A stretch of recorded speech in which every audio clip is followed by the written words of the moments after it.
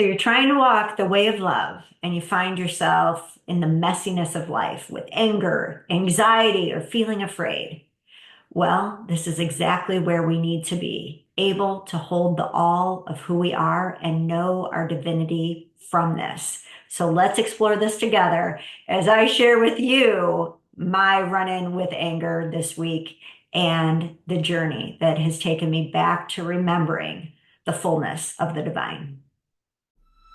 Welcome to the I'm Perfectly Divine podcast, a place for the strong, sensitive, spiritual seeker to recognize the perfection of your human journey as a pathway to remembering your spiritual worlds through proven and grounded frameworks that support you to live in the wholeness you already are. For over the past 2 decades, I have supported people from all around the world, as well as Fortune 500 companies, to dissolve the divisions within them and live with greater empowerment and love. This podcast is an exploration of the paradoxes that befuddle us as we live our lives being both human and divine. Together, you and I, along with other experts, will navigate integrating psychology and spirituality, the divine feminine and the divine masculine, the darkness and the light, to create greater sacred union from within. I believe through your remembering that you are innately divine, that you will allow yourself to more openly shine. So let's get to it, because your unique light is needed more than ever. Welcome to I'm Perfectly Divine podcast. Today I'm talking to you basically about the whole gist of why I created this podcast, which is shifting that perspective that when we're on a spiritual journey, that we've got to be perfect to be aligned with the divine, to really understanding that our imperfections, the messiness of our humanity is our pathway to greater love. And so I was thinking about judgment recently and how we're told not to judge and judge one another. And yet at the same time, like our whole human experience is basically needing to make judgments because we need to make choices throughout our day. Like we're constantly kind of judging our circumstances, judging our environment to determine how we need to show up and what we need to do and what we don't need to do. And so it's interesting to me that we can have this judgment around judgment. And then I had an experience where I could see my own judgment towards myself when I felt like I didn't handle things completely in alignment. And I'm still kind of sitting with the messiness of that and wanting to have this somehow wrapped up in a bow for you rather than just be real with you about the messiness that is part of our human experience. And it's like a part of me really wants to like be able to categorize it as right or wrong, who was right or wrong, and getting things right or wrong. And sometimes it's just the gray area. It's just there isn't a complete right or wrong. And that is the whole point of our human experience, is that we are guided to navigate this as consciously as we can, knowing that we still have our human needs and our egos, and we have values that our divine selves are guiding us to live towards as best that we can. And what I really love and appreciate, and what I'm reminded of as I'm looking at this, is why integrating a divine feminine approach is so significant to me in my understanding of divine love. And I always get when people say, like, I don't see gender in the divine. And we were just talking about this in the group that I lead, where we're talking about the study of ancient texts, and we're talking about some aspects where we are very much inclusive of the divine feminine. And so when people say that, like, I don't see gender in the divine, I get it because I agree with that. And yet we are missing this whole component if we don't separate the images that we have of the divine masculine and the divine feminine. So in alchemy, there is separation before there's union, because in the separation, you have to tease apart the aspects that are true and aren't true to the duality nature in which we as humans tend to look at things. Again, my desire to want to look at things as good, bad, right, wrong, and so forth. And so it's the same with the feminine and the masculine. We need to separate the aspects so that we can get clear on each of these elements and what they are bringing forward. And so we were in this group, we call it the study of ancient texts, and it seems like it was a tangent remark, but of course we all are interconnected in the web of life. And this woman was sharing about how she read recently about the differences in the male brain and the female brain, and basically that in the female brain that let me back up, that the male brain is larger, but the female brain is able to process faster. And then there was these aspects about how the female brain is more connected to emotion and, a couple other things, able to multitask, so forth. And one of the women, like, she kind of did that, fist in the air. Yeah, like, yes, like I am seen, I am acknowledged, I am recognized. And this was all unconscious, this wasn't like something that was stated. Okay. And so then I say to the woman who brought this, what she thought was a tangent, up, and I said, so why was that important for you to share? Why do you think that was important for you to share? And, she basically came to the conclusion because there was something about that being recognized that made my experience feel acknowledged.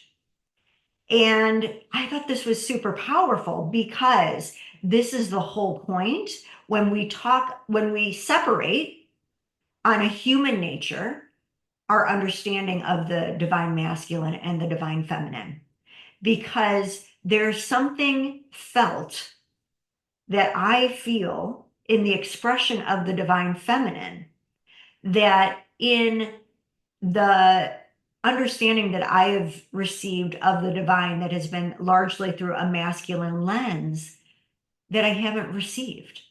And in particular, what I receive in this feminine lens, more so than in the masculine lens of the divine, is the ability to hold all of who we are, to hold the messiness of life and to unconditionally love all of who we are. And of course, this is represented in the full expression of the divine when I think of the divine. But as one person commented, they saw this quote on the difference between the divine masculine and the divine feminine, and seeing the divine as with a feminine lens, and brought this forward to a teenager and asking the teenager, do you think this matters? And they said, well, of course, because just like there's certain things that I tell my dad and there's certain things that I tell my mom, there's a reason for that. And there's a reason why we may feel pulled to different aspects of the divine that really are one, but feel more helpful, more connective to us as we align ourselves and all aspects of ourselves with the divine, that we will feel more acknowledged or more seen from these aspects being separated just in our understanding. And so where this leads me to is an experience that I had over the weekend where I found myself getting angry.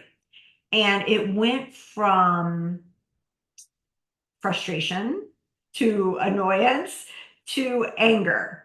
And it was interesting. So basically, what happened was I got this email from a credit card company about owing a payment that I knew nothing about. And the previous month, I had to call them because they said a payment of mine was processed late. And so I called them to remedy this and rectify it because it wasn't accurate. So now out of nowhere, I'm getting this another email saying I owe this. I'm late on paying on something that I never got notification for. So I had to go back and find the statement and find the notes that I made and the person that I talked to and what date and time and so forth. And so I was annoyed that I had to do that. And if I'm being honest, there was definitely this kind of self-righteous, like, I'm right, I've resolved this, and this is annoying that I've got to take my time to do this. And so I get on the call and I'm like, hey, I always want to come from a place of kindness with people on the other line. Um, and so I state the situation and so forth, and they're kind back. But of course, there's the rigmarole of where you get put on hold and, let me see. And, oh, okay, she came back and I think you're right. I think we made a mistake. Can I put you on hold again? And I'm like, I just got to tell you, I was being honest with her. I'm like, I'm just got to tell you, I'm pretty annoyed. I'm like, but yeah, sure, put me on hold again, hoping that this time it would get rectified. Well, she comes back and then she has a story as to why I actually owe this amount. And that's when my annoyance and frustration turned to anger, where I was just like, her name was Natalie. I said, Natalie, let me stop you right there. And like, because she was trying to say what happened back in April. And I said, I already worked this out with Ashley, who I spoke with in April, and I don't want to go through this with you again. Like, this has been a done deal. Like, I don't want to have to go through this month after month. And then she started talking over me. And then I was like, I just need to talk to someone other than her that can make a decision that can figure this out. And we agreed with that, but I was angry and I was annoyed. And what I was very clear about was like, wow, this just is our human condition. I didn't want to make Natalie wrong. She's just trying to do her job. I mean, I didn't like that she talked over me, but I'm sure she didn't like that I interrupted her, right? And so we both have this way where we can be self-righteous about how we're approaching this. And could I have been kinder? Could I have been more patient? Sure. But at the same time, I'm holding like, well, there's also examples of the divine where they just step in. They're like, nope, I'm not tolerating this. Whether it's Jesus, Buddha, Kali, uh, there's examples where there's sternness to say, this is out of alignment, this is out of integrity. And no. And so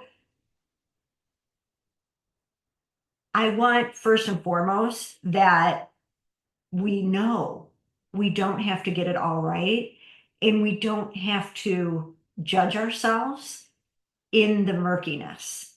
To me, what was the greatest aha was like, I was looking at it. Could I have handled it better? No, what I'll say is that there was judgment from me, that I wasn't walking the path of love because anger came through.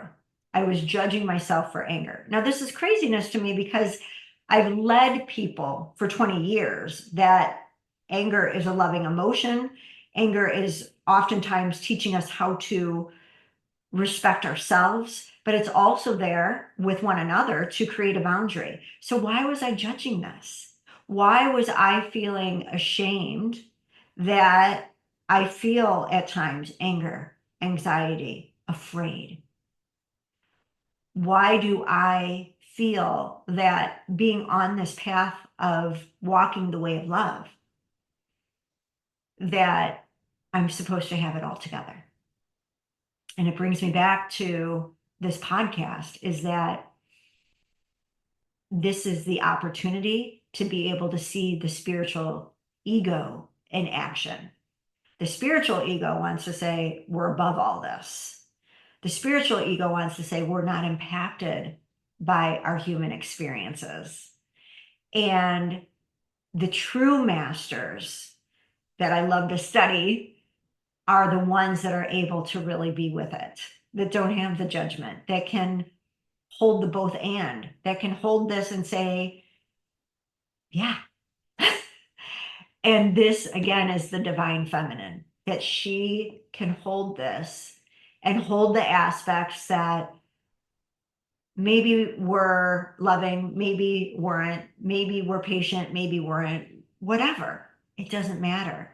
The the point is that we're showing up as the best that we can in that moment. And through that, that we can learn to have greater compassion for ourselves and others. What it made me feel is that I certainly don't want to add to anyone's struggles. Like I said, I know I tend to be conscious of wanting to be extra kind to people who are representatives on the other line, because I feel like they're the ones that take a lot of flack from others. And there was a sense of guilt that I was the one giving this person flack. But at the same time, it's like, I don't want to be taken advantage of. I don't want to tolerate someone trying to gaslight me into paying something that I shouldn't have to pay for. And so none is wrong and none is right. And we chose to be in this human experience to get over that duality that we are creating within ourselves and within life.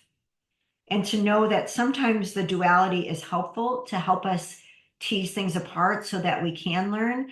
And sometimes it's just sitting in the all of it, even when it's messy, even when it's murky. And that in that messiness and murkiness, we don't take away from the divine that you are, that you can recognize in the murkiness, your divinity is still there. It doesn't have to come from this place of being right. And perhaps it's from growing up as growing up as Christian and Christianity. There was very much the sense of right and wrong that I think is also present in a lot of other religions. And yet, the message in all the major religions is leading us back to love. I just think it's not, we don't get those messages of that we get to be in the murkiness, we get to be wrong, we get to be in our human experience and navigate it the best that we can, and that is enough. It's more than enough, because we are our intention is to stay as conscious as possible and to not try to make another or ourselves wrong, and just be in the experience of what it's like for both people to feel that struggle, to feel that challenge, to feel that you're doing the best you can in the circumstance, and yet a part of me is getting upset. And here's the good news with all this, is that our emotions are there to guide us, to help us understand that if this is something that continues to go on within you, that if you're getting anger, feeling angry over this little thing and that little thing, that you're going to feel a sense of burden within you. And we want anger to ignite us, just as the ascended masters that I mentioned, when it arose in them, it's sacred rage to create change. It's sacred rage to say, I'm not going to tolerate this anymore. And certainly there are injustices happening in our world today that call for that sacred rage to wake us up, to ignite us. And at the same time, in our world today, I think there is this sense of people creating rage over any little thing that doesn't go their way. And I can understand that. I can understand that. And then at what point is that making you miserable? At what point do we feel disrespected by this and that and the other, that we're constantly on the defense? Because that's not how we are intended to live. We're intended to live with as open as hearts as possible, so that when we get into the messiness, that we can integrate and bring forward both our human needs and that intention to be as loving as possible as we can in that moment. So my whole point of this is to come forward and share with you where I've created this whole dang podcast to say we get to be imperfect, and that is the path to our divinity. And then share with you how a part of me was judging imperfection within myself and not wanting to share that, wanting to hide that, wanting to, again, wrap this up in some sort of mystical bow for you rather than normalize the mess. And that's where I'm concluding, is that sometimes the mess is just where we get to experience life and the complexities of it. And for me, what that brings is compassion to myself and others. And that's what I love, again, about this feminine aspect of the divine, and how I've learned about her, whether it's through Christianity, and or with these studies, with the study of ancient texts, with the goddesses, with these feminine representations of the divine, is this understanding love in all of who we are. And this reminds me of the sacred text of Thunder Perfect Mind. And if you haven't read Thunder Perfect Mind, it's one of my favorites because it is a feminine voice of the divine. And this is a text that goes back certainly to in the time frame of the New Testament text of the Bible. It's written in the same time, if not even before. And Thunder Perfect Mind is really in this feminine voice and demonstrating how she is the all. I don't have the text prepared, but one of my favorite lines is that she says, "I am the whore and I am the virgin." And I think that line speaks to me so much as a woman, because the virgin was so put up on a pedestal, especially growing up Catholic. It's like, the Virgin Mary, the vision of perfection. And then the whore down here, the prostitute, the disgrace, the disgust. And Thunder Perfect Mind, this expression of divinity, is saying, I'm all of it. I am all of it. And what a beautiful statement is in the recognition that the divine is telling us that the divine is all. Otherwise, the divine wouldn't have created the all of our experiences. And so if the divine is all in all of this, without judgment, we too can be in the all of ourselves without judgment. And when I read Thunder Perfect Mind, it was like I could take a breath. It's like all of me was now being received, because again, if the divine is in all of that, all of who we can be, then it's a reiteration, it's a recognition that we are all part of the divine. And that's what I want us to remember. As much as the spiritual ego, my spiritual ego, wants to be ashamed, wants to think I have to have it all together, I can't get angry, I can't get anxious, I can't be afraid. Well, I'm human. You're human. You're going to get afraid. You're going to get anxious. You're going to get angry. We don't have to judge it. We can use it as an opportunity to gain deeper compassion.